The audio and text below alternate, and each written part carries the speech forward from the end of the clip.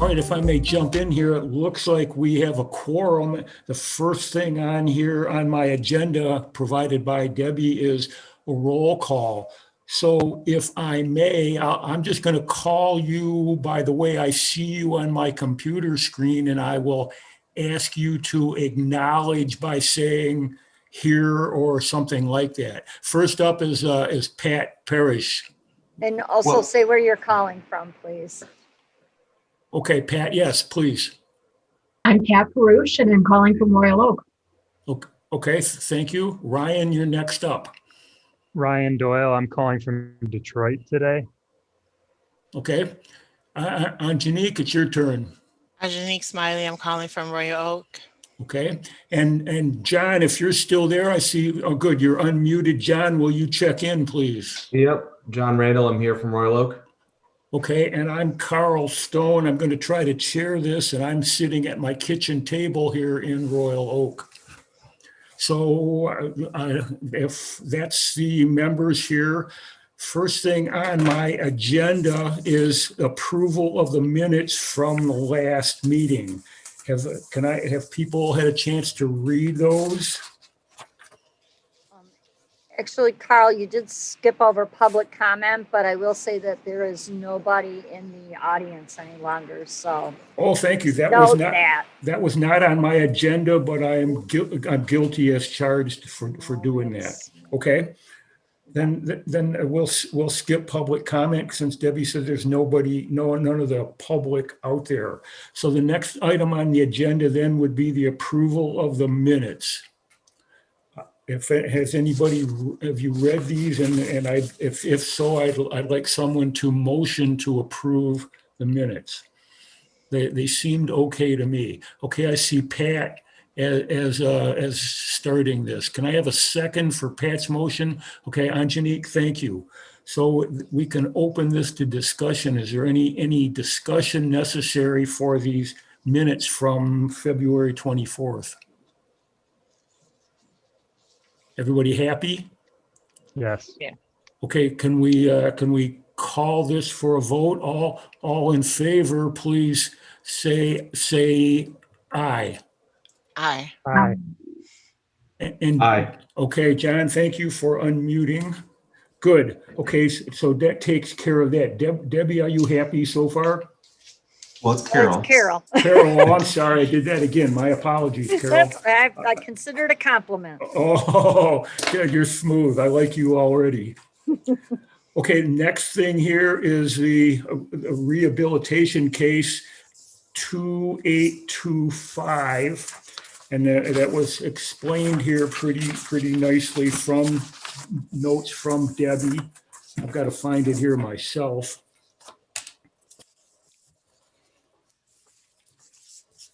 While I'm looking for my notes on this, can I have someone get us started on this with any comments on this, please? If you'd like, I can do a little bit of summary. Okay, please, if you would, Joseph, I'd appreciate it. Certainly. In spring of last year, we had a homeowner participate in our housing rehab program. Part of the program as a federal requirement is that we address any lead-based paint that's present at the house. And we have to hire a lead certified contractor to come in and inspect the house to determine whether there's lead before we develop the specifications for the work to be done and to bid that out for contractors to do the work. And the lead-based paint contractor noticed some lead in the house. And one of the places that it was located was the window frames of the sunroom. We neglected, unfortunately, to include that work to either remove the lead or encapsulate it, which is to paint it over with a special paint that prevents the release of dust or chips. And we neglected to include that work order in the specification. So when the job was done and the lead-based paint contractor went back out to the house to do an inspection and make sure that all the lead was removed, they said the lead paint on the windows of the sunroom are still there. And we, again, neglected to address that in the original bid packet. We inform the homeowner that it does need to be addressed, either to be repainted over. That was a price quote that was submitted by the contractor. The contractor also gave a price quote to simply replace the windows, and it wasn't much more, simply replace the windows with a much more energy efficient window, and one that certainly doesn't have any lead.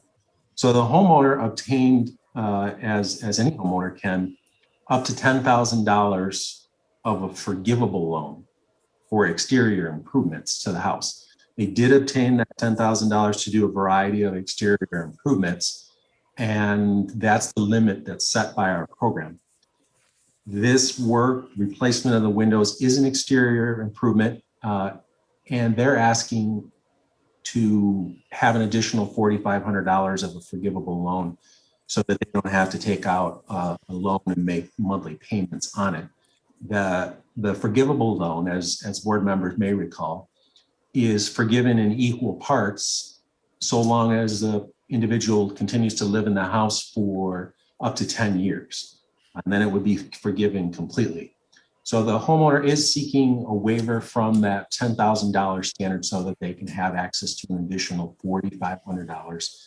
And we would recommend, based on our omission, that the board look favorably upon their request to give them an additional $4,500 in a forgivable loan.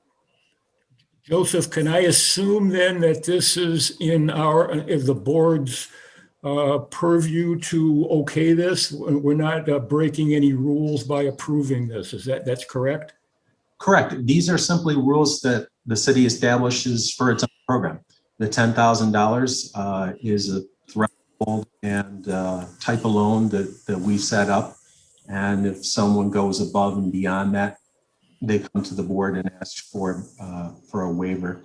Similar to a couple months ago, you had a request for an individual that wanted a loan of, I think it was $53,000 or $54,000 to do a wide variety of improvements to their home. And the maximum that we allow is $40,000. So they came before you to go above and beyond that threshold. So this is similar in nature, and that you have the ability to waive that provision. Okay, I'll open this up to questions from the board members. Any questions for Joseph on this? Pat, please. I don't have any questions, just a comment that this doesn't happen very often, but every now and then there are extenuating circumstances like this. I mean, it rarely an error like this, not an error, but just something that's missed. There's other kinds of extenuating circumstances that have happened over the course of the program over the past 50 years. And the city's been fairly accommodating to those because it is, number one, our rules that we set to begin with. And number two, it doesn't happen that often in the circumstances when they're justified, like this one, I think is, really merit some consideration by us and some approval. So this doesn't happen very often, but we do have the flexibility to approve this. It certainly wasn't the homeowner's fault. So, and they're going to get new windows which are energy efficient, which is pretty cool too. So, so I think it's fine. And so I will make a motion that we approve this. Okay, thank you. That's just what I was going to ask you, Pat. So Pat moved to approve this. We heard that. Is anybody out there will second Pat's motion? I'll second. Ryan second. raised his hand. Thank you, Ryan. So this motion has been forwarded and seconded. Is there any discussion on this? Okay, then of the people here, I'm going to ask for a vote. Again, I'll ask you to maybe raise your hand. John, are you, all I have is a blank screen for you. Are you not? Yeah, I've got dog duty and a lot of stuff going on. So to avoid distractions, I don't have my camera on, but I Understood. I approve. Then I'm not going to ask John to raise your hand. I'm going to ask people who let me see. Let me ask Pat first. Pat, you started this. Are you in favor of this? If so, will you raise your hand so I can see it? Good. Ryan, yes. Yes. Okay. Angelique. Okay, John, I can't see you. John, how do you vote on this? I'm in favor. I vote in favor. Okay, so am I, so that passes. Joseph, is that good enough for you? Good. Okay. And I forgot to point out, obviously, it wasn't a factor in the board's decision making, but this is a homeowner that's been there since the year 2000. So it's not as though they're a brand new homeowner improvements and turn around and flip their house. This is an elderly individual that's been there for 21 years. Okay, thank you. Okay, next thing on the agenda is what I'm going to turn over to you, Joseph. I'm going to turn this over to you entirely because you've been doing this a long time. So the floor is yours. Okay, well, I'm going to share my screen. Hopefully you're able to see the screen in front of you says Community Development Block Grant Program. Yes, for me. Excellent. Very good. Okay, well, this is as we always call it, the dog and pony show agenda for reviewing the block grant program in its entirety and describing what it is and the steps that we take in order to allocate funds to activities or needs that we identify in our community to make things better. I'll point out that in the mid-1970s, there were a variety of federal programs that mostly focused on physical improvements to communities. And the federal government consolidated them into what we now know as the Community Development Block Grant Program. And the primary objective is to develop, very broad language, to develop viable urban communities. And we achieve that by providing principally low to moderate income people or households with decent housing, a suitable living environment, and expanded economic opportunities.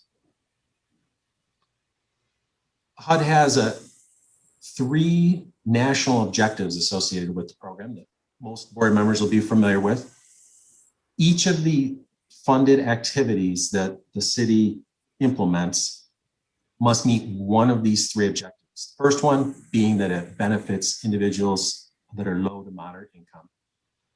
Two, aid in the prevention or elimination of blight. And then the third, in a very rare instance, that we meet an urgent need. And that's typically surrounding a physical natural disaster, not a pandemic. We assist low to moderate income individuals in a variety of programs that we can fund. The best one that comes to mind is the housing rehab program, the one that we just discussed.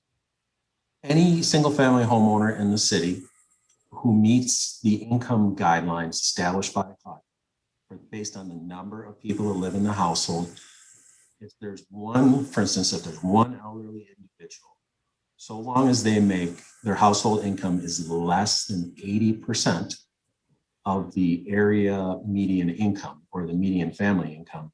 So it's low to moderate, this range, all the way up to $44,000 a year. They can qualify to participate in our housing rehab program. Now that's a direct benefit to a specific household or individual. There are other instances in which HUD uses census data to conglomerate statistics about neighborhoods within the city and neighborhoods throughout the entire country. That's based on census geography. The smallest unit of census geography is a block group. So some of the terms in census geography are a city and then boils down to a census tract, which is comprised of several block groups. And we receive every about 3 to 5 years, we receive new statistics from HUD, which identify areas or block groups within the city that are relatively low income to the rest of the city.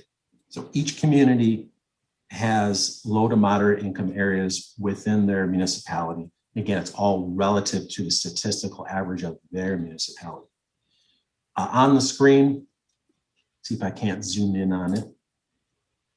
These are the more recent statistics for the south central part of the city. And you'll see the heavier black line is the outline of, in this particular instance, Census Tract 1844 Block Group 2. And this is Census Tract 1846, Block Group 1. All the areas that are shaded brown are the statistical areas or the neighborhoods that are low to moderate income, again, in relationship to the overall city statistics. So we have the ability as the city to expend our CDBG funds on physical improvements in these shaded neighborhoods. And HUD's statutory language says that physical improvements, such as an improvement to Lawson Park or Franklin Park,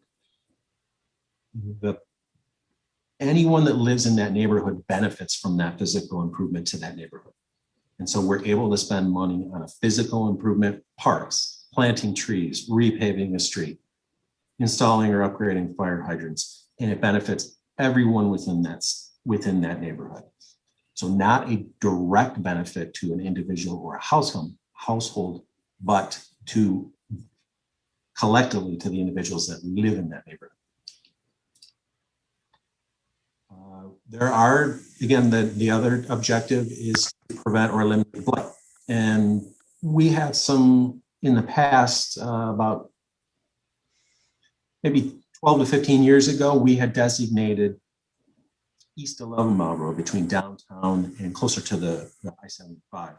We had defined that under HUD regulations and specific guidelines. We had defined that as a blighted area in that it wasn't seeing as much economic reinvestment and vibrancy as other portions of the city. And we were able to designate that as a blighted area and utilize our CDBG funds to purchase some property that's now been to demolish a non-conforming use. Now there's an apartment building there. And we also replaced all the sidewalks and the lighting on East 11 Mile Road. So we don't use that provision too often, but it's handy at specific times. And lastly, again, that meeting an urgent need, which is very rare. So I'm gonna stop for a minute because I'll just keep going on and on. I want to make sure if anybody has any questions. So I'm gonna stop the video so we can see if anybody has any questions or hand raising or anything of that nature before I keep babbling.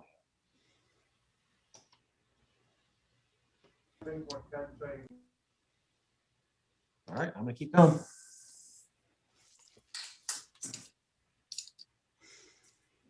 And in order for us to expend our CDBG funds on eligible activities, we first need to understand what are the needs in our community.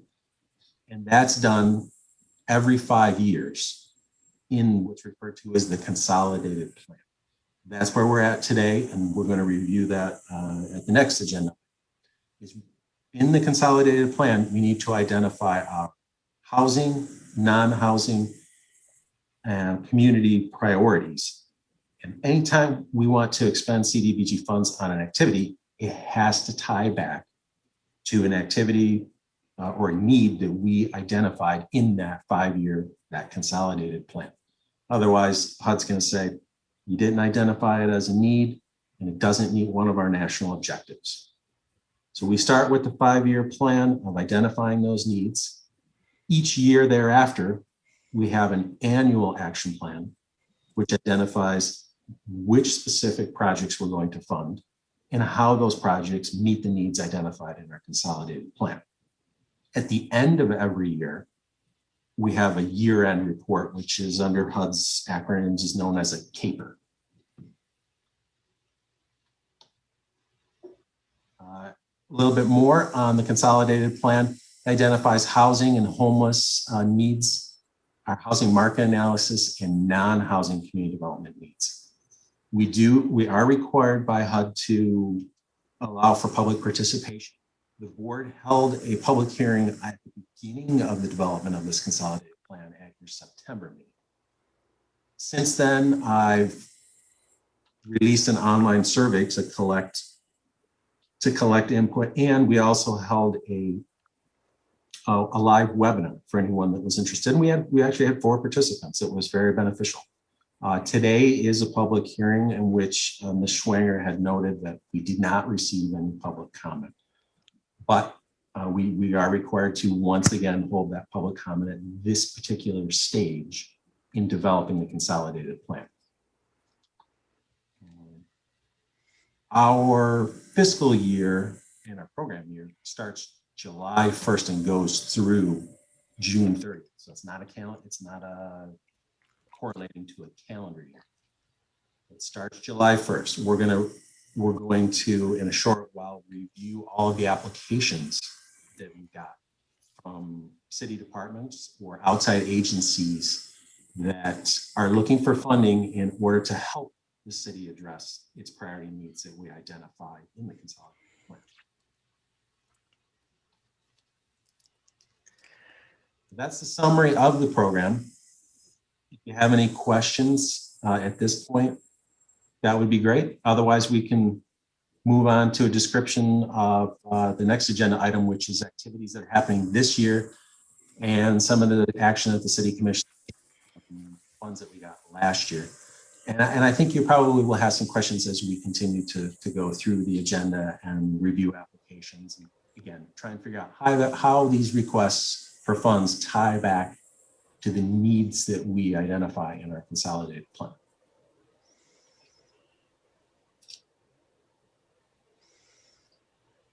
So I hear a lot of crickets. So I'm gonna go on to the next agenda item. Hopefully I'm not boring you. Hopefully you're digesting this information. I will state that on the next agenda item I want to briefly touch on the fact that the city received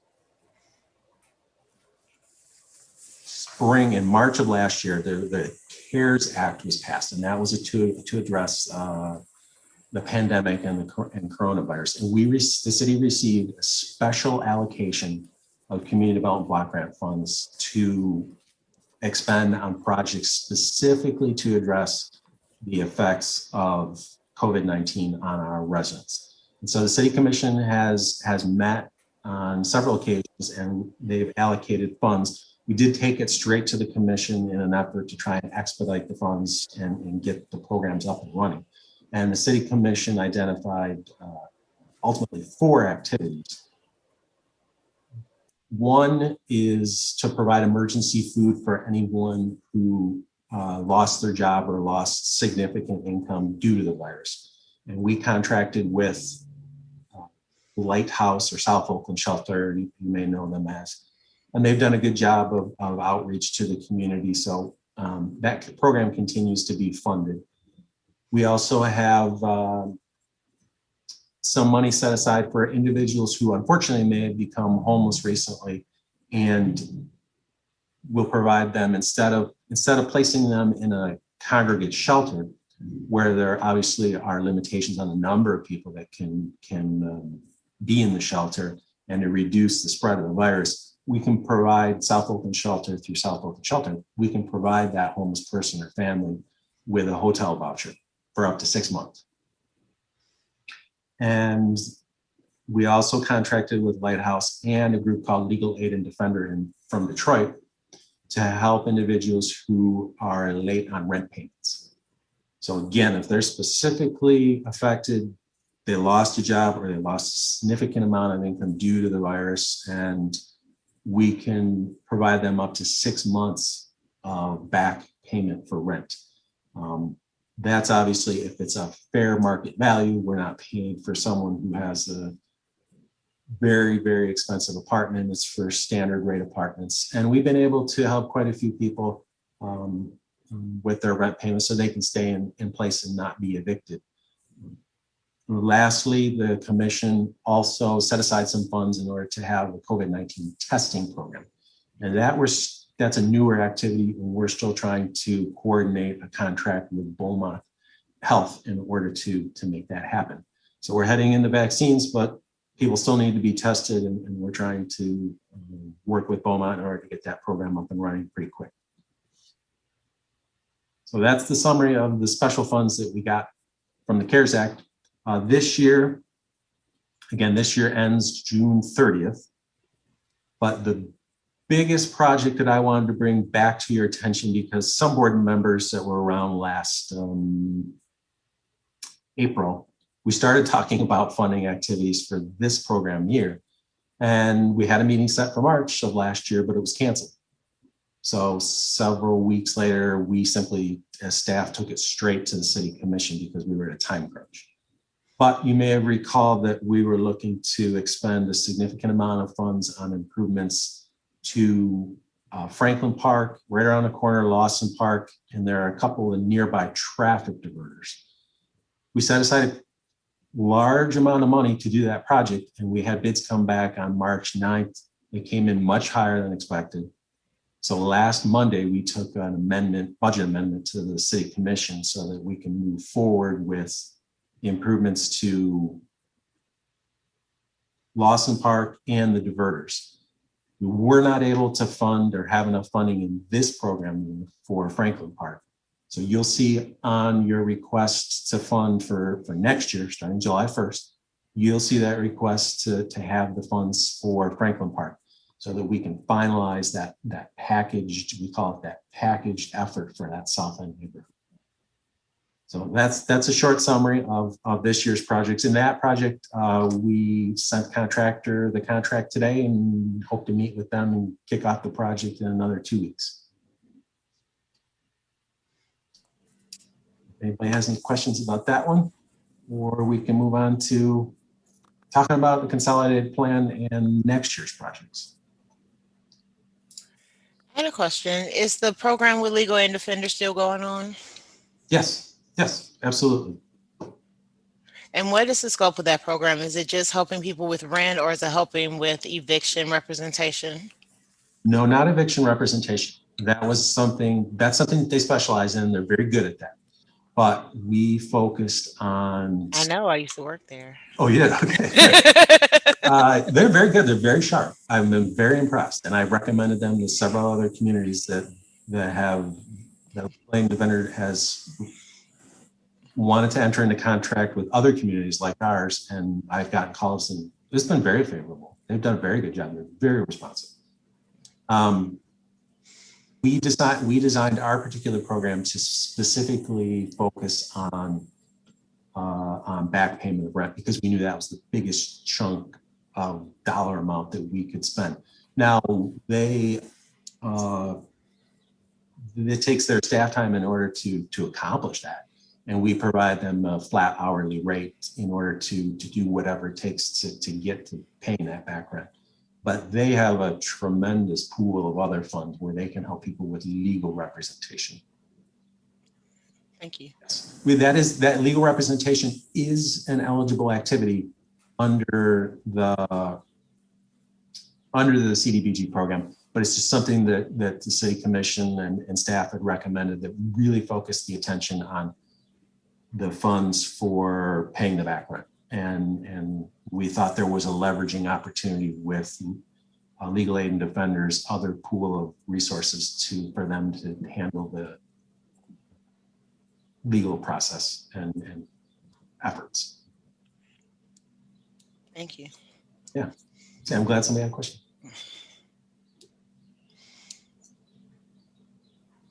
Well, we want to roll on to the next topic, Carl? Keep going, you're doing fine. Okay. All right, I'm gonna move forward then to this again is the public hearing, which we did not have any public comment, written or audio, for today. But today's effort, and I'm going to share my screen in just a moment. The consolidated plan covered a lot of material, and I doubt that all of you read every page. But I did want you to focus on, and I'll share my screen. I do want to focus specifically on the needs that we staff had drafted. So hopefully you're able to see the screen in front of you, which is a bunch of text, and I'm going to zoom in on it. And again, as described before, we need to identify very specific as to HUD regulations. We need to identify our housing needs. And we've drafted a statement with regard to providing affordable owner-occupied and renter-occupied housing. And you'll see there a policy statement followed by the goal. The Community Development Block Grant Program is largely geared, very largely geared to expending funds on physical improvements or capital improvement projects. There are a variety of other HUD-funded programs and federally funded programs specific to providing individuals with either a rent voucher so that they can have a subsidized rent to make it more affordable for them, or to create a pool of funds in which a housing developer can build affordable housing.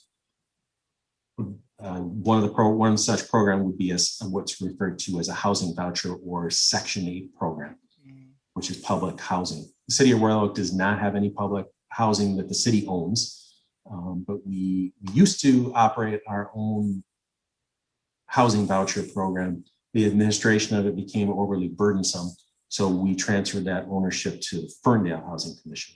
All the individuals in Royal Oak that received the voucher from the city now simply receive it from a different entity. They still get the voucher. But the focus of this policy statement is to indicate that we recognize that there are opportunities to assist renters, but that the purpose of our Community Development Block Grant Program should be to focus on owner-occupied housing, simply because there are so many other programs dedicated to assist renters and virtually no other program other than the CDBG program to assist owner-occupied. We also, looking through the document, you may or may not have come across the fact that, and obviously it's very obvious that single-family homes are the overwhelming land use within the city of Royal Oak. And the formula in which HUD uses in order to determine how much money we receive is largely based on the age of our single-family housing stock. And in the indication that we do have a large portion of our housing stock that is 70, 80 plus years old, and that we have funds available to individuals, more modest income individuals, so that they can fix up the home and keep living there in an affordable manner. So that's the focus of our effort to expend CDBG funds, is again on making owner-occupied housing more affordable. We do have the statement in which we will certainly advocate for renter-occupied housing and participate in different ways. One of those ways I'll talk about a little bit further on. We also look at the special needs housing. That's for supportive services for special needs population like frail, elderly, or disabled persons. One of the goals that we have here is to facilitate access to existing public services that address the in-home service needs of our seniors and frail, elderly, and disabled. Many board members may know that the Senior Center operates what the acronym is a ROSES program, and it's designed to help elderly and disabled individuals in the city with basic home chores.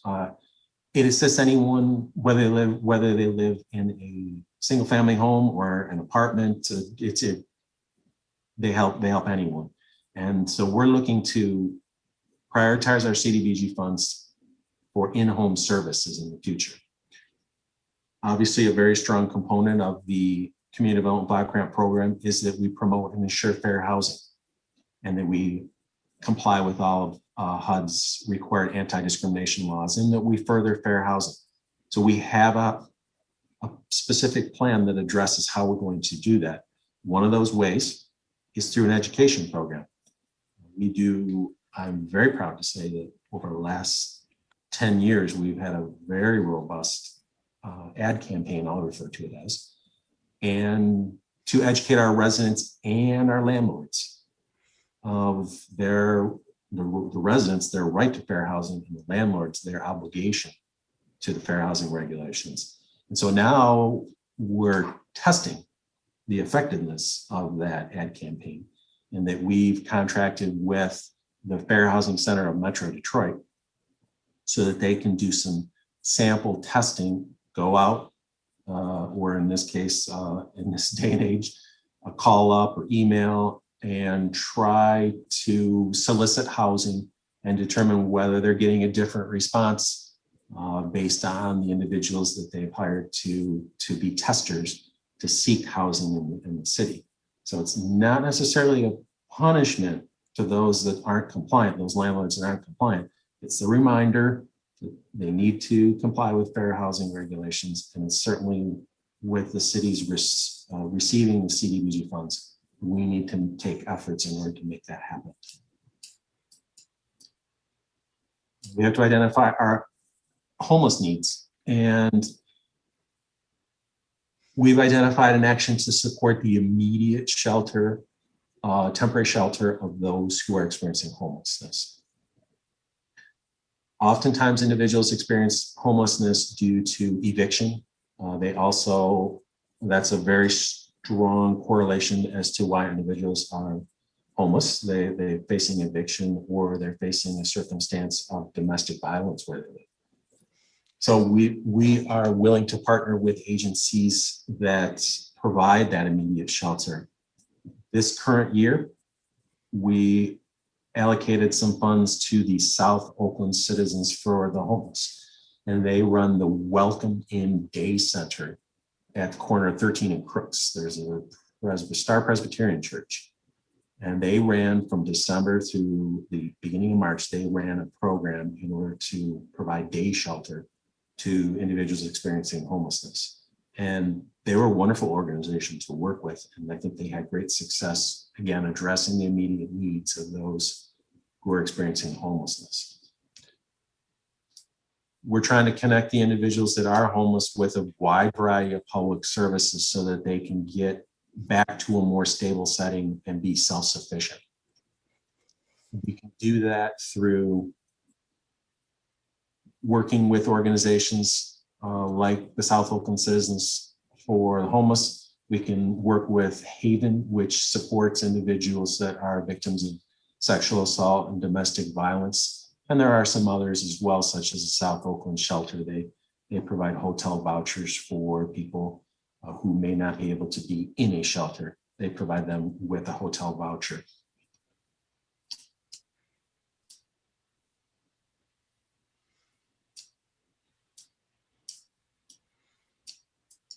I'm going to skip down to identifying the neighborhood investment needs. And we want to make sure that we are spending our CDBG funds, again, largely as called for in the development of the program and the statutory regulations of how the framework. We want to make sure that we're doing physical improvements, infrastructure improvements in we refer to them as our CDBG target areas. Again, those low to moderate income neighborhoods, that shaded brown area on the map that we referred to earlier. We've come up with a couple different programs. One is to restore the city's tree canopy. Been a lot of trees removed from disease and decay over the last 15 to 20 years. We're looking to plant some trees in those particular neighborhoods and restore our tree canopy. Another physical improvement would be to the parks and recreational facilities. Excellent example, one we just talked about this year, Lawson Park, Franklin Park. Those are wonderful programs that benefit everybody in the neighborhood. And then we're looking for a wide variety of other public facilities that maybe don't have a designated funding source. This year we've funded, there was a dirt road segment on Judson Avenue just west of Beaumont Hospital. Always been a dirt road. Whole neighborhood had paved roads other than that particular 2-street segment. So we came in with some CDBG funds to pave those 2 road segments and make them concrete and finalize the connectivity of that neighborhood. That was an excellent example of being able to do a physical improvement in that neighborhood. We had talked about the rare instance and where we use CDBG funds to purchase and demolish and remove blighted properties. We don't use this very often, but we like to have this as a place marker within our consolidated plan so that if there were ever an opportunity that we could partner in coordinating new affordable housing stock, maybe there's an agency out there that has the funds to do a new development, but they don't have the financial means of purchasing the property and demolishing it. And we might be able to partner with an agency like that to purchase the property and to demolish it and make it available for them to construct new housing, new rental housing. There are specific CDBG regulations which prohibit us from building new affordable rental housing.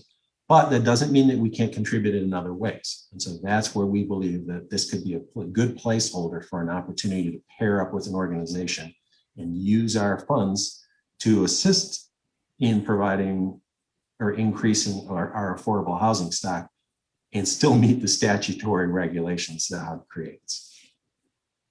And the City Commission, I listed these. The City Commission, in response to the coronavirus, went back and created some other specific needs so that we could allocate the money that we got from the CARES Act. And so I listed those as well, because we may get funds in the future if the virus continues to linger on. The new bill that was recently passed, the American Rescue Plan, did not include any special allocation of CDBG funds. There were a tremendous amount of funds for rental housing, but none specific to the CDBG program. And I'm going to stop sharing my screen and see if you have any comments about any of those. Collectively as a board, whether you think they're appropriate, because again, they're the framework for us to select projects to fund. And many of those projects, or many of those needs that I just went through, city can't do that all by itself. We have certain expertise and certain capabilities, but there are many public service agencies that we had referenced that do an outstanding job, and we want to partner with them, but we need to make sure we have that language in our consolidated plan, our 5-year plan, in order for us to do that. So we want to make sure we get the language correct and leave that door open. I just had a quick question about the affordable housing. Are there any funds set aside for landlords that, like, let's say someone wants to rent a single family home from a private individual. Can that landlord get funds from the block grant to improve their rental property to make it more, let's say, disabled accessible or anything like that? Not specific to something that's going to be rented out, no. Okay. All of those things that you had referenced are eligible activities for our single family owner occupied program, okay, but not specific to a renter occupied program, no. Okay. And I'm not aware of any funding source, since I don't come across that topic very often. I'm not aware of any particular funding source that would accomplish that. Okay.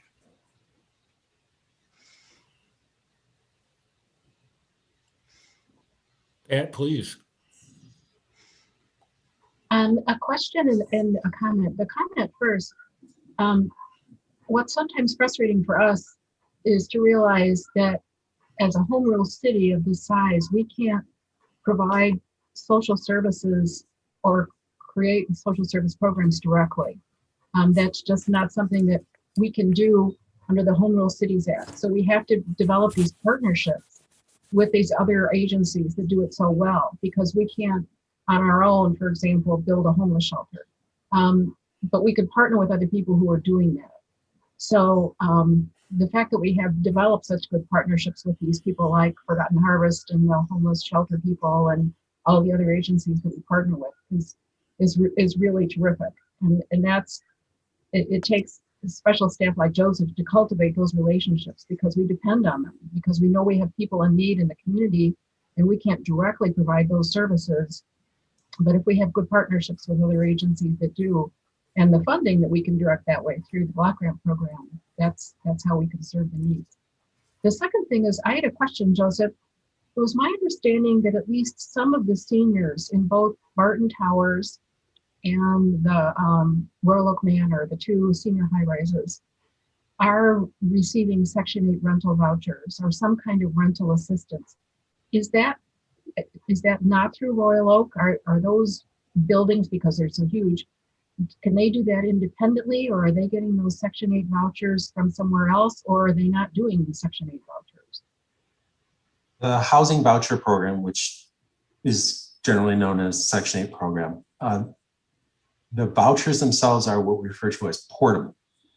Therefore, someone can obtain a voucher from a particular housing commission and utilize it in one location and move to a different location and keep that voucher with them when they go to a new location. Oh, okay. You can reach out to any housing commission, and if there isn't a waiting list, they can obtain a voucher from them and say, I'm off to XYZ community and it still meets your guidelines of income eligibility. I'm going to go there and use it. Just send me the yearly notice of when I need to renew it. Many individuals that live in the Royal Oak Manor or Barton Towers receive, I've seen some of the statistics in the past. Most of them used to receive a voucher from the city's program, in which we several years ago transferred the administration of those vouchers to the Ferndale Housing Commission. So receive it straight from the Ferndale Housing Commission. And also some of them receive it straight from the state program, Michigan State Housing Development Authority, or MISHDA. Some of them receive it straight from MISHDA. I remember seeing some from other states. Portable, it goes with them wherever they. Okay, all right, that explains it. Thank you. Mm-hmm.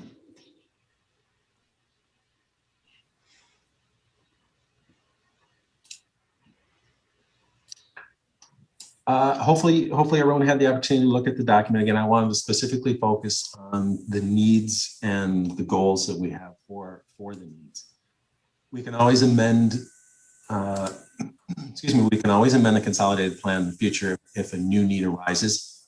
We came into that circumstance with coronavirus last spring, and rushing to spend the extra money that we had to make sure that we had the needs identified because they were brand new. And so that went to the city commission and came up with new needs so that we could justify the expenditures. I will suggest then, if no one else has any more questions, that we proceed forward and we look at the applications that we got for next program year. Again, that starts July 1st this year. If that's acceptable, I'll bring that up on my screen. Good. I can accomplish that. One more. All right. Again, that calendar where we're looking at is July 1st of this year through June 30th of next year. We'll go through the summary, zoom in a little bit so hopefully you can read the text better. The ROSES program, again, operated by the Senior Center. They provide in-home chores for individuals in need. They're seeking $45,000 in CDBG funds. And that's a pretty normal amount for them that they would expend on a yearly basis. This year, they've expended less because many individuals with the virus simply don't want others coming to their house with activity to assist with activities. But excuse me, as we slowly around the corner get to vaccines, we hope that there are more in-home chores requests next year. So, and we believe it's appropriate to fully fund that.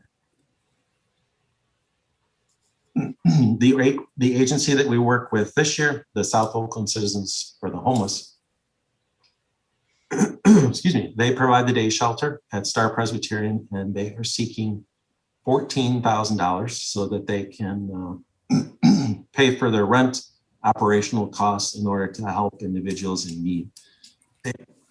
Once again, I believe they've done an excellent job. I was in continuous communication with their director over the past several months and got all the statistics that we needed to report to HUD. It's been a good working relationship. So we suggest fully funding them at the pretty nominal amount of $14,000. A new application to us, or a new agency that we have not received an application from in the past, is Gilda's Club. Gilda's Club is a long recognized organization within the city. They do great work. And they have a program to assist individuals that are unfortunately going through a cancer diagnosis. And they have a variety of programs to assist these individuals. All of those programs are being held virtually, and they've seen good success with that. So they hope to have a combination of virtual and in-person in the future. They're looking for a small dollar amount, relatively speaking, of $7,500 in order to help their support programs for these individuals in need. The one caveat is that they would have to collect information from each of these participants, and the individual would have to demonstrate that they were low to moderate income. So we would have to work with Gilda's Club in order to collect that information before we could reimburse them. We did receive an application from a group called Teen Clean Closet. I'm not sure if many of you are familiar with them, but they collect a variety of toiletry and hygiene items. They provide them to local schools and community organizations. One of the very unfortunate things is that they specifically referenced in their application that they don't have the ability to track who's getting the benefit. And we ran into this instance with when the city received once again, that special allocation of CDBG funds from the CARES Act. City Commission said we want to spend money to help individuals in need with food, free food and shelter and rent vouchers. And so staff went out to local agencies to see if we could partner with groups to provide free food. And there were some groups that it was simply against their overall policy to ask someone who's coming for food, how many people live in your house, what's your household income, what's your ethnicity, all the federal statistics that we have to collect and report. Some of those organizations just against their principle to ask someone. If someone's coming and seeking help, they just want to provide the help. And that's wonderful, but it's an unfortunate caveat that we have under the federal program where we got to collect the statistics. And the Teen Clean Closet, I think, is an excellent example of one that says, we want to help anybody, no questions asked. And that's terrific. But we can't work with them if they don't have the capacity or the willingness to collect the data that we have to. So unfortunately, we recommend not entering into contract with them. We do have the housing rehab program after 43 years, continuing very strong. We're looking for funding it to the tune of $550,000. That means after administrative costs, there'd be about $450,000 that we could hand out to owner-occupied home owners of single-family homes so that they could renovate their existing homes. That's a pretty good amount. We generally help about 30 to 40 households a year. Many of the common improvements include roof, windows. We also have been doing a fair number of ADA or barrier-free improvements to homes, ramps to get inside the home, redoing bathrooms so that they have a grab bar next to the toilet and in the shower. As people want to stay in their home or that term of aging in place, this is a great way where someone's lived in their house for a very long time. Maybe they even own it outright, but they don't have a lot of income.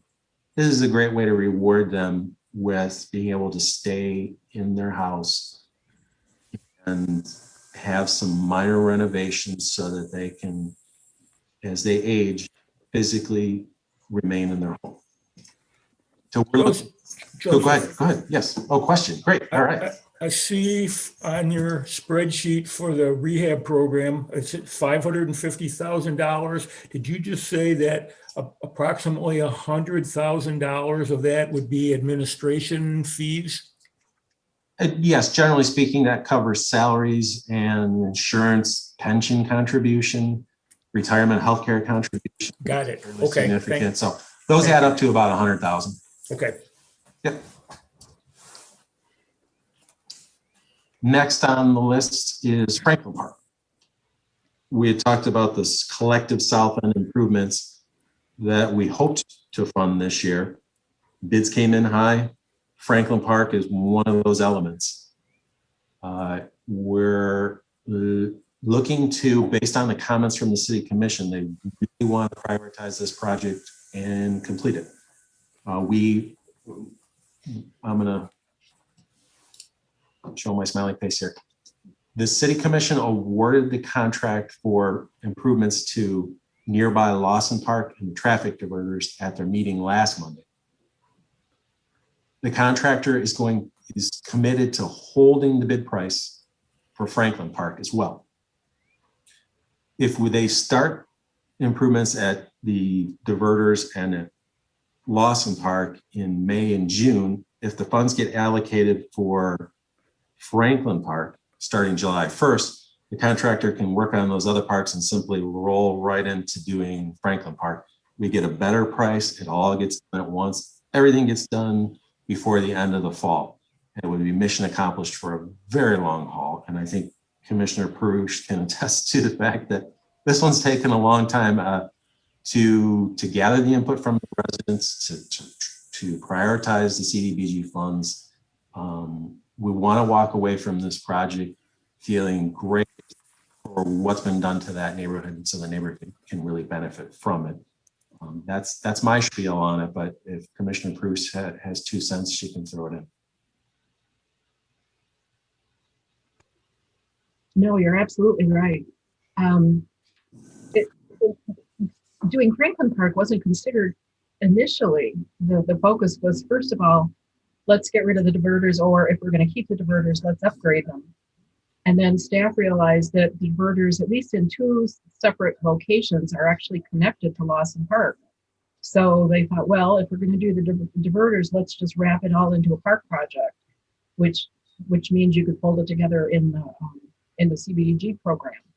And then Franklin Park is just a couple blocks away, and it really has deteriorated. And it's an old school playground. Franklin School used to be there, and the old tennis courts and a lot of the playground equipment is really crummy. And it hasn't had any attention for years. So because it was so close in proximity, it was really a goal to kind of fold it all in together, because it would mean huge park improvements back in those neighborhoods in 2 specific locations. So that's why the city commission has kept it a priority. Now there's the diagram. There it is. There's Lawson, which is the great big one. And then there's Franklin up in the corner, which is where Franklin School used to be a long time ago. Yeah, I got to say that when we were looking at the project, and you're right, it was initially Lawson Park and the nearby traffic diverters to make sure traffic didn't go through into the neighborhoods. I was a very strong advocate for also including Franklin Park, just based on, if anybody's been out there and seen it, it is just it's got to go. So what's gonna replace it will be fantastic compared to what's out there. Good. Thank you for putting those maps up there, because I didn't remember where those parks were. So thanks. Sure. Yeah, I think that's a little helpful. We can jump back to the memo and go through the remainder. Probably best that I bring up map to show where Delmere is as well, because I don't know that many board members know the location of the next project, which is Delmere Boulevard between 14 Mile Road and Normandy. It's a half-mile road segment. And I should have had it prepared, but it would be very beneficial for you to see a map of where that's at. Let me grab that. It's a unique area in that it's a focus of the light and city's light industrial uses. Yet right at the corner, we have a brand new investment of condominiums and single family homes. And there's been the sale of a portion of the former golf course has allowed for some redevelopment. And there are some strong single family neighborhoods just east of there as well. And I am slow to bringing up a map, so please bear with me. But it's many of the portions of the right of way have been paved over, and it's a rather messy circumstance. And I'm just going to go to Google Street. Always reliable Google Street View to give you a good visual as to what's currently there right now. And this road segment was scheduled to be repaved under the city's dedicated road millage. And staff had noted that, gee, wouldn't it be a lot better if we could address the right of way? And I'm gonna try and bring it up on the map here. Because many of the portions of the public right of way have been paved over and they are not in the best of circumstances. The road millage cannot be utilized in order to pay for paving the right of way. A lot of these segments have been paved over. There we are. Have been paved over. One more time. There. A lot of these sections have been paved over so that the businesses adjacent to them can utilize it for parking or for delivery drop-off zone. You can see cars parked everywhere. And it creates a lot of site clearance issues when vehicles are coming and going along Delmere. You can see the condition of the roadway itself, it's crumbling. So we had looked into how can we better address this corridor. It's a half-a-mile corridor and make the circumstance better than what it is today. So we had thought of the possibility of utilizing CDBG funds in order to restore the right-of-ways and landscaping, as you'll see here. But the predominant portions of the right-of-way are paved over. This is an example of an auto dealer and repair garage, and they typically park vehicles for sale out here on a daily basis. Creates, again, a lot of visibility issues, vehicles traveling, vehicles backing out, creating conflicts. There's no record of anyone ever being authorized to pave the right of way. Whenever it's deteriorating, it's been an adjacent property owner that pays to restore it. And then they fight with their neighbors as to who gets to park there or who gets to have their delivery truck or vehicle to park there at the time. And staff had looked at the possibility of removing all of the right of way and restoring it to landscaping such as you see here. We did notify all the property owners on this corridor and invited them to participate in a meeting to discuss that. Obviously, there was a fair amount of objection from the property owners. They enjoy using the city's right of way for their own personal use without any prior approval. And the city commission has discussed this topic on several occasions. They'll be discussing it again at their April 12th meeting. We're going to be bringing back a different design based on some comments with the neighborhood, the property owners, the adjacent property owners. But we're looking for the possibility of utilizing CDBG funds to restore the right of way. Now that dollar amount is dependent upon what final design the city commission comes up with for this corridor. So there's a hesitation right now to allocate CDBG funds to any project until the city commission has taken the input, all the input from the property owners adjacent on this corridor, reviewed staff's design options and selected a design option. That's where there's no rush to make a decision on allocating CDBG funds to this project in any way tonight, because we still don't know exactly the design and the costs associated with that design. But if we fully restored the right-of-way to look like this with landscaping and trees versus what's there now, pavement, the general cost estimate for the CDBG portion of the project would be about $350,000. So unless Commissioner Perush has something else to say, I would say that that's a highlighted project at this point, placeholder, because the commission needs to make the final design determination just yet. And I don't think that that's necessarily going to be decided on the 12th of April either. Just because it's a really complicated issue. Those buildings, for the most part, were built in the 60s and early 70s, and that's when the parking in front started, because really they started doing it and no one said, no, you can't do it, and they paved it and then they continued to use it, and no one has said, you know, guess what, that's public right of way, you can't really park there. So there's been no enforcement action by the city to get the cars out of there, even though for the most part their site plans were approved originally to allow enough parking for both both employees as well as people coming into the business on their own property. They don't really need the parking in front, but they've all gotten used to it, and their customers park in front for the most part. In terms of most of the businesses, the business community there though is changing, and that is going to factor into, I think, what the commission ultimately decides. It used to be just completely industrial, but now there are some galleries there. There's a very attractive one right there.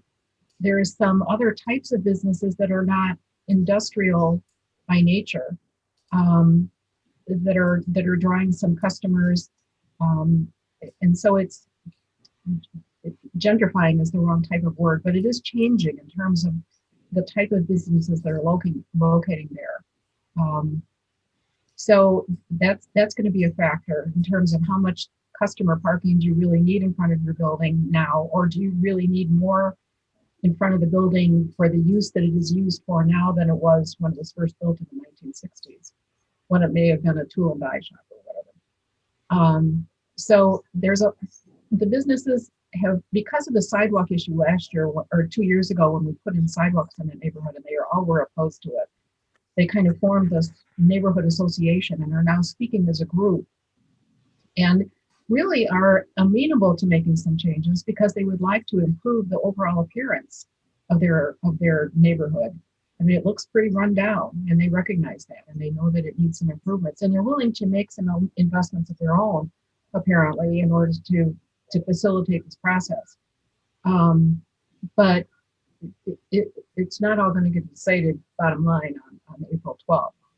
So I don't personally have any problems with including this in this year's allocation, because if the commission and the business groups and the city engineering department, which has to approve the design, can come to some kind of consensus as to what should happen here, then having that $350,000 in the budget to make that happen would be a good thing. But it might take a while to get to that point.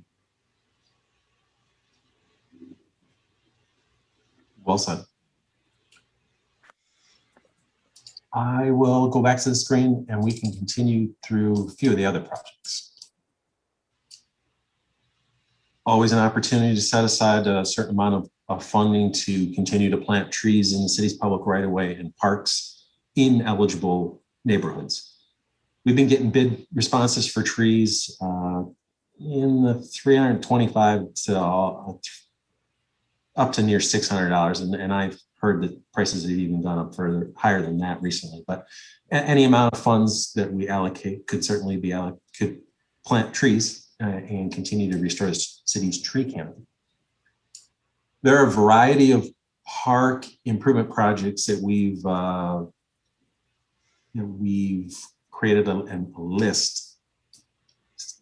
Myself and the superintendent of recreation, we visited 4 different parks that are in eligible neighborhoods. We visited those parks last fall and we presented some different concepts regarding each of those parks, some improvements to those parks. We presented that in December to the Parks and Rec Advisory Board. We wanted to make sure that the Parks and Rec Advisory Board had an input on the potential park improvements, because some of those park improvements that we were discussing were not included in the Parks and Recreation Master Plan. But anyways, they were excited to have us there, and we talked about 4 different parks: Lawson Park, Hudson Park, Lockman Park, and Warden Park. And what we'd asked them to do was to tell us different improvements that they would like to see at each of these parks. And that would allow us to have potential CDBG projects in our pocket, so to speak, that we could present over this year, next year, or the following year to the Rehab Board of Appeals and ultimately to the City Commission to say, these are continuously outstanding potential park projects that we could draw from money to do and cross them off the list as we go. So Clawson Park is a neighborhood park buried into deep into a neighborhood. We're looking to do some improvements to the baseball field that's there and the playground equipment. Hudson Park is right around the corner from this year's project of Lawson Park and traffic diverters. It's smack dab in the middle of the neighborhood, and it would get an overhaul of a basketball court and some play equipment and a park shelter. Lockman Park is a very unique park that is located near the intersection of Campbell and 12 Mile Road. A large part of that park is natural hardwood oaks, and then there's an open space. That park could really stand a significant a series of renovations, and so those are listed as new playground equipment, outdoor fitness equipment. It needs a new tennis court and a new basketball court. So that's the most expensive one, and the rough cost estimate on that is about $1 million. And then lastly, Warden Park, which is it's on Crooks Road, just north of 13 Mile Road. And we've identified that park to have improvements to the baseball fields and their associated elements. There's an option to do lighting in there too, and together we think that's about $600,000. So you'll see those listed this year as potentials, and whichever ones don't get done this year, they'll remain for you to look at, consider next year, presuming that HUD doesn't change the eligible neighborhoods for us.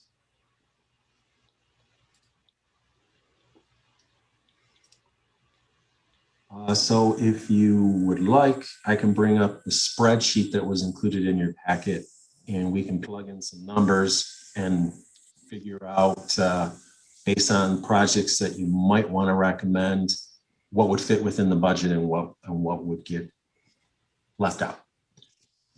That's presuming that the board feels comfortable and at least wanting to look at the spreadsheet and play with some of the numbers and projects.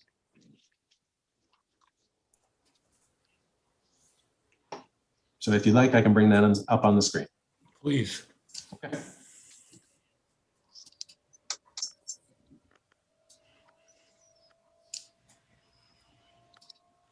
All right, so you'll see all of the activities that we just discussed on the left-hand side. I'm going to scroll down.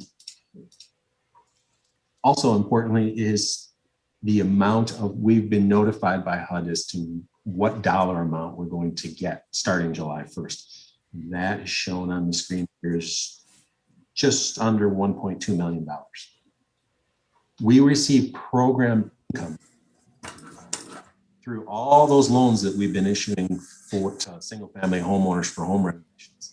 Many of them were interest-bearing loans or even the 0% interest loans, but people repay our program back on a monthly basis, and we take all that program, we take all of the repayments in as program income, and we have to expend the funds back into the program. So the single-family home repair program also generates money for us to continue to do that and other activities. And we believe that we will take in about $475,000 of people paying back their loans next year. I don't anticipate there will be any carry forward from this year's budget into next year's budget, meaning projects that have come under budget, or canceled, or ineligible. We've tied up all our money in the large South End project at Lawson Park and the nearby traffic doors. So I don't anticipate any transfer from this program year into next program.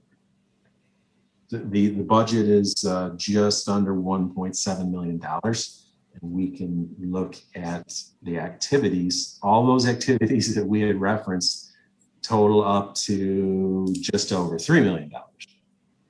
So this is where we start to look at staff's recommendations on allocating. There's a column for staff's recommended budget and funding certain activities. And the board has a column as well that if you would like, I can type in dollar amounts and it will populate. We try and balance out to all of our anticipated expenditures in relation to our revenue. If anyone wants to shout out activities and dollar amounts that they might be interested in, we can type in the numbers and see what happens to the budget. Stop sharing the screen for a minute and see if anybody has any hand raising or comments before we might want to do that. And again, you can wait to do this until a future meeting and making a recommendation to the city commission. Tonight, you can plug in some numbers or just hold back on it and digest all of this. I know there was a lot at tonight's meeting, so it's entirely up to you. Joseph, this is Carl. Yes.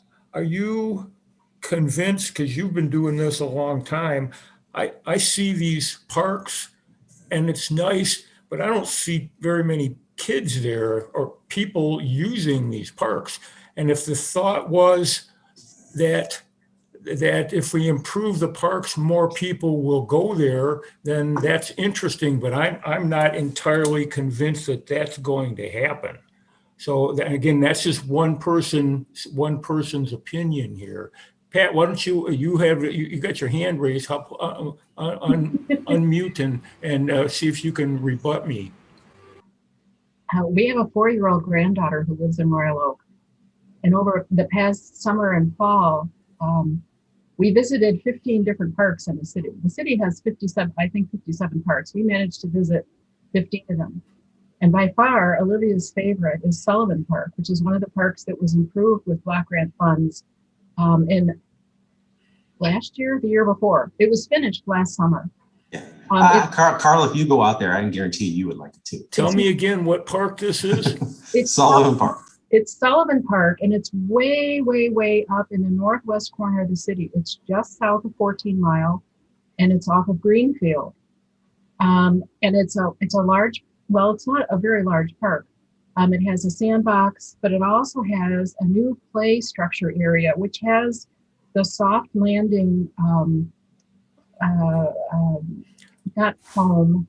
No, I understand what you mean. Yes, I know what you mean. Put in place rubber. Yes. And it is, whenever we go, it is jammed. It is just jammed because it's the new equipment. It's in the middle of a single family home neighborhood.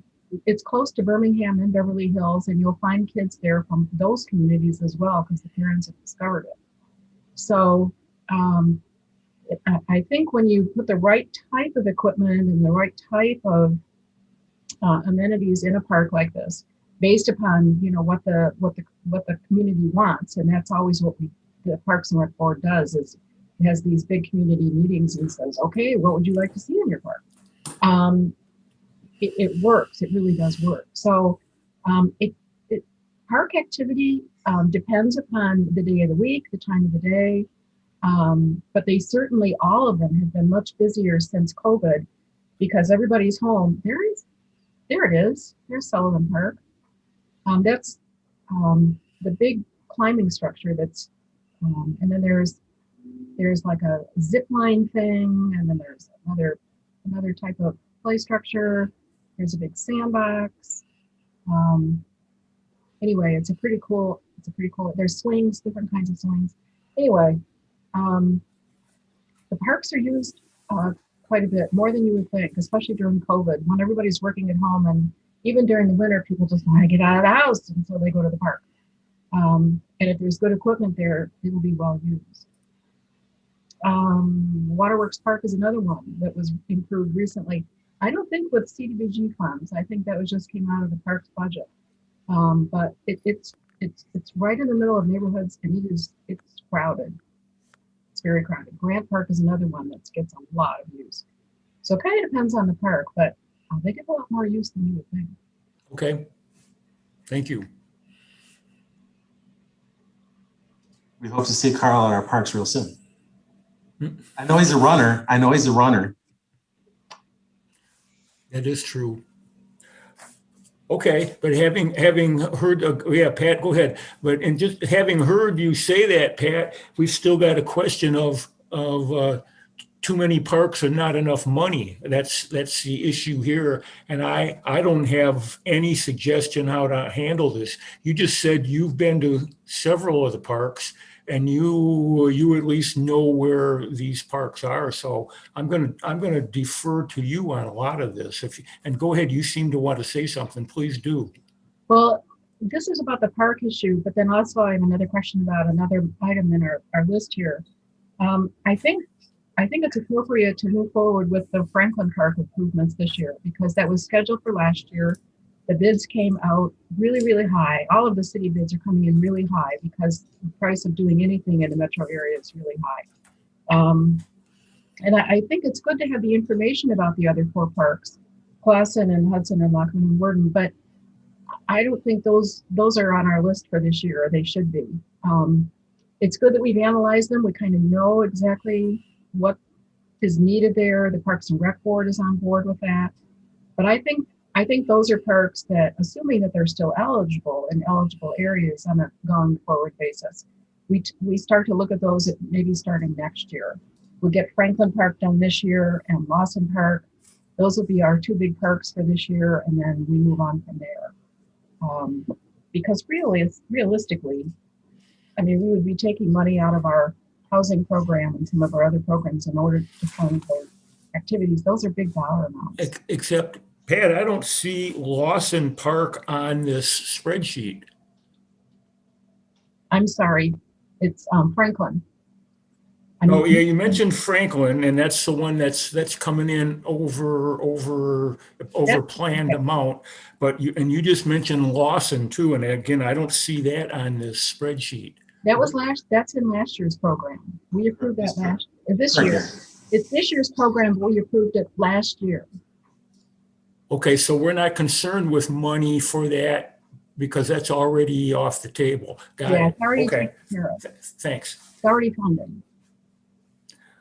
So then what's your suggestion, Pat? Should we, well, first of all, let's go back to the Franklin Park thing. It's got, Joseph has here $475,000. And the suggestion is it's going to, if that's completed, it's going to be considerably more than that, Joseph? No, the contractor's bid price, I think was $410,000. And we have an engineering firm that we hired to put together the drawings for us. They also serve as our supervisor of the contractor. So we pay them a certain amount of money to watch the job and make sure it's done per the drawings. And then we also want to have a small amount of contingency in case something comes up that goes over budget. So if we put together the bid price, 410 plus, I'm guessing, I think it was probably $20,000 for the engineering supervising and a contingency, that's about the maximum that I believe it should all collectively be. Okay, got it. Thank you. Once again, Pat, I'm going to talk to you on this one again. So what's your suggestion then? Are you suggesting just hold off on this? Go ahead with Franklin Park. You clarified the situation with Lawson Park for me, but these other things that are on there, it says Clausen, Hudson, Lockman, Worden. Are you suggesting we do nothing about that tonight? Yeah, I don't think we have enough money to do any of those. That's okay. I guess that's where I was going too. I didn't know. I don't know how to prioritize here. unless, I just think we hold those over to the next year and just see what money's available for next year. Joseph, do I see you shaking your head affirmatively on that one? That's logical. That's logical to do that. And that's when John Fideli, who's the supervisor of recreation, when he and I went out last fall, we kind of knew that these 4 parks might not get funded this year, but we wanted to have, again, those in our back pocket that we could draw from in case something fell off. For instance, if we're thinking of Delamere Boulevard as more of a priority, something happens and we don't need CDBG funds for it, we got to have another project to fall back on that we can fund that would meet a need and be a great fit for a neighborhood. Okay, so what should we do? Can we just table this for now? It's entirely up to you. If you want, I can key in some of the dollar amounts that we're talking about to projects that you're referencing into the spreadsheet. You can see how that plays out. We can mess around with the numbers and projects. Again, you don't need to make any recommendation tonight if you don't want to, but we can at least get that understanding of what you could fund. So if you'd like, I can bring that up on the screen and we can discuss that. Why, if I may ask, please, well, can you give me a sample of what you're talking about then? Yes. Can you see the spreadsheet on the screen in front of you? Yes, I do. Okay. So you'll see highlighted the dollar amounts associated with all of the applications that we received. And you'll see that all of those are expenditures and they equal a little over $3 million shown in this box here. Which we don't have. You can't see that? Well, no, but no, I mean, I see the a little over $3 million, but we don't have $3 million. Correct. Yes. Yes. Got it. Yes. We only have a little under 1.7. That's got it. Okay. Yes. So you'll see the next column over are the projects that staff is recommending to fund. And the next column over from that are the recommendations that the board would make to the city commission. So I can type in this column, you'll see that the Roses program asked for $45,000 to implement their activities. We're suggesting as staff that be fully funded. If the board suggests to only fund $15,000 of it, you'll see that it starts to total up at the bottom and it gets the board to an idea of what you could fund and what you couldn't. So I can go ahead and type in numbers based on projects that you think you want to do and dollar amounts that you believe you want to allocate funding toward. My suggestion, having been through this a few years now, is that, and this is just Carl talking, is stick with the staff recommendation. I don't have a problem with that. If anybody else wants to contradict me, I'm not offended. I'm going to stop sharing the screen for a moment so we can see faces and see grimaces and smiles and differences and sleepiness and when is this going to be over with? And I don't know. and those amounts for public services aren't really all that much money either. But the total for the staff recommendation there is way less than some of the recommendations for renovation on just one park. Yes, correct. Do we have any idea of how much the chore services went down for Roses since the pandemic? Like how much money they, quote unquote, I'm putting in quotes, saved because of the pandemic? Yes, we do. Let me look at. So far, they've expended less than $10,000 this year. So might I suggest maybe instead of giving them the total asking amount of 45, maybe 30? I don't have any objection to that. If they expended less than 10 grand, that's still 20 over. Mm-hmm. I don't know if other board members have any thoughts. I don't. I can't, but I can't help but think that whatever they spent last year is going to be, they're going to do quite a bit more than that this year, especially if this budget doesn't even start till July 1st. I hope they do have a chance to spend some more money. So, and Janique, I can understand what you're saying there. I'd be reluctant to cut that very much, but I'll defer to you on that one. I could see if it was $1, if you wanted to fund it 20,000 versus 45, and there was another activity that was that difference, $25,000, and you could say, okay, well, we're going to now take a little bit of money from here, and we're going to be able to fund a brand new activity at $25,000, but we don't have that $25,000 project, so it's the dollar amount is pretty irrelevant. It would just go into the contingency, and if the Roses program needed $30,000 instead of $20,000, it would just come from the contingency fund. Okay. So it's such a small dollar amount. I don't believe it would make a difference in our ability to do any other project. Okay. Yeah. Now, if we say $350,000 for Delamere, we're not interested in that. We can turn to some other projects that we have on our spreadsheet and say, well, we could plant trees for $50,000, and we could do Clausen Park at maybe $250,000. So we could do 2 other projects and not do Delamere. It's a trade-off. All right, but back to Delamere, since you brought that up, that looks like that's going to happen. It's just a question of when and how much, huh? Yes. Okay. Yes. So the board could allocate the funds for this year. We could wait longer to see a final design and groups of funding to do something more comprehensive. Or the board could say, figure that out first and then come back next year and ask us for the funds. There's no guarantee that it would still be in an eligible area next year, although I believe it would. Sometimes we get notice from HUD that, nope, on the different neighborhoods, it's changing. That's no longer an eligible area. So that's the one caveat of waiting on a project in what's now an eligible area in the future. When you decide to fund it, it may no longer be in an eligible area, and we have to come up with a project that's in an eligible area.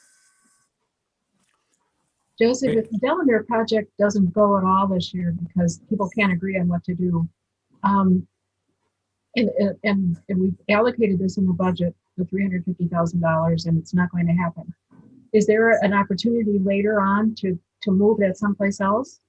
Oh, yes. I would simply then suggest an amendment to this year's budget to allocate it to 1 or more new projects. Absolutely. Okay. And I will say that the original scope of work for Delamere Boulevard is simply to repave the existing road with a pool of funds that the city already has, and that's from the dedicated road millage. It was staff's idea to say, well, that area's pretty messy. What could we try and do to make things better? And I will say, if nothing else happens, the road can minimally get resurfaced with the dedicated road millage funds next year. Okay. Okay, having heard Pat say that, I don't know that we're going to get too much farther with this. And I know I'm looking at my clock here. We've been doing this for about an hour and a half. I'm going to suggest that we put the rest of this off. Again, that's just my opinion speaking, not even just me as a chairman here. But is anybody amenable to that? I don't know that we're going to get much farther with this tonight. That's perfectly fine. What is our deadline, Joseph, for making a decision? Yes. I'm looking at the calendar here.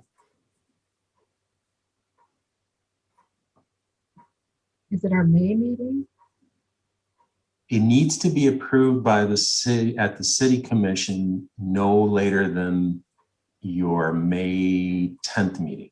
Based on HUD's statutory guidelines, we have to have it by no later than May 15th. So, Joseph, then what is it reasonable to expect from us between now and that May meeting?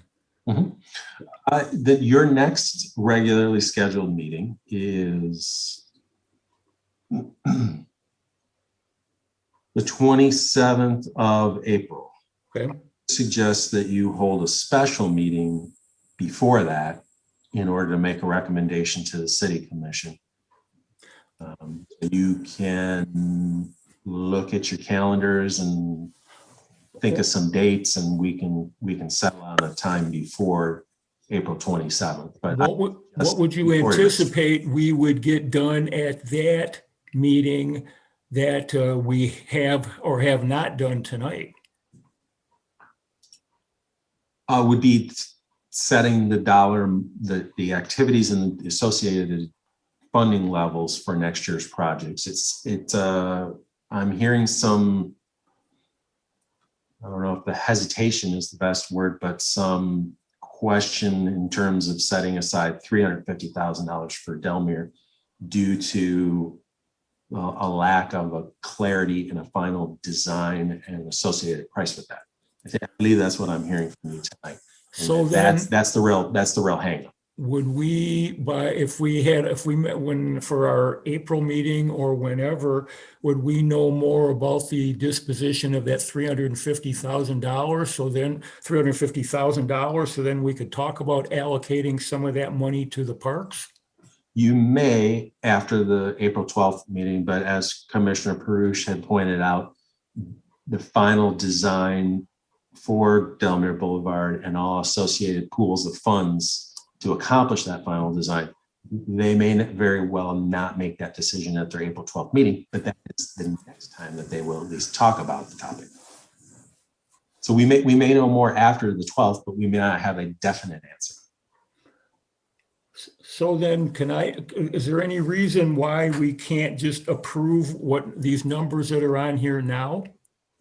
You certainly have the ability to make this recommendation to the city commission as it's shown here. Yes, you do. Again, this is just me speaking here.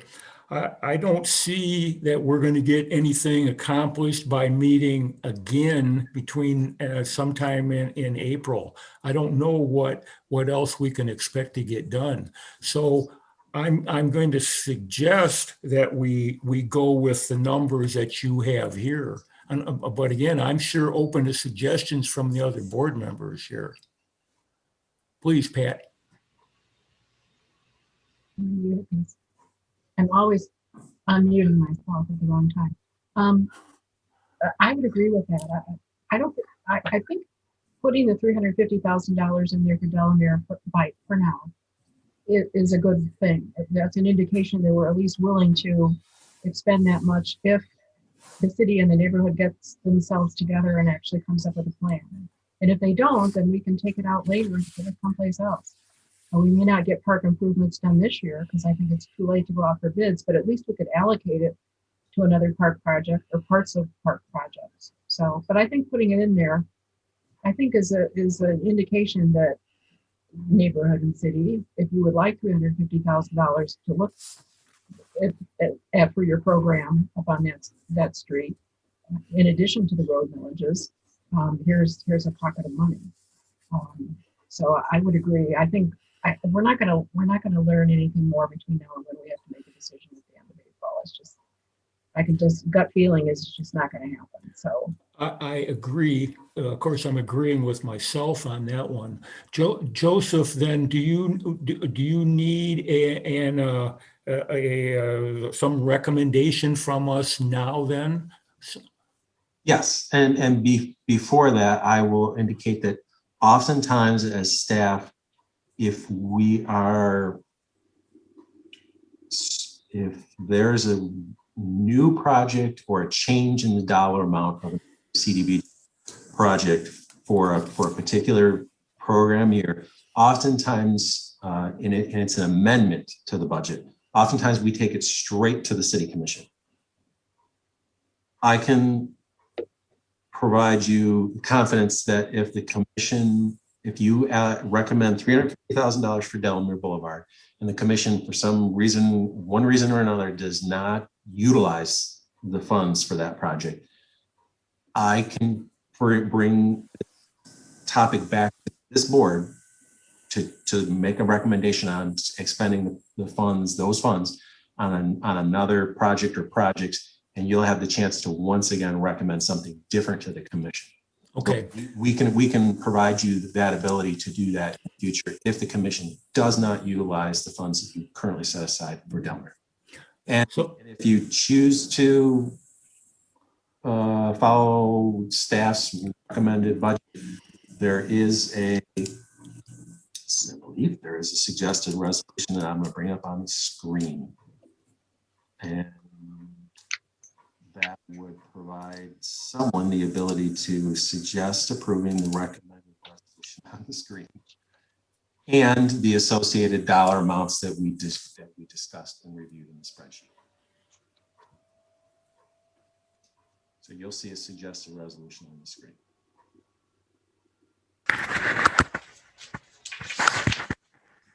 Oh, so you've done this for us already.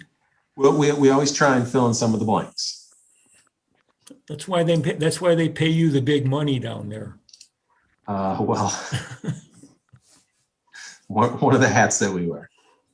So if someone's willing to make a motion to adopt the suggested resolution and the activities and the dollar amounts that staff recommended, we can proceed forward to the commission with that. But again, it's entirely up to you to make that decision. I'm going to ask the board members that are here to, if you would consider that someone make a motion to approve this and as was just written there, and then we can go from there. But in order to get this going, can I have a motion from somebody here to approve this? I'll make the motion to approve it. Okay, that's Ryan. And then I'll need a support for this motion from someone else, please. I support it, John. Okay, thanks, John. So Ryan motioned to approve it and John supported it. Is there going to be any discussion here?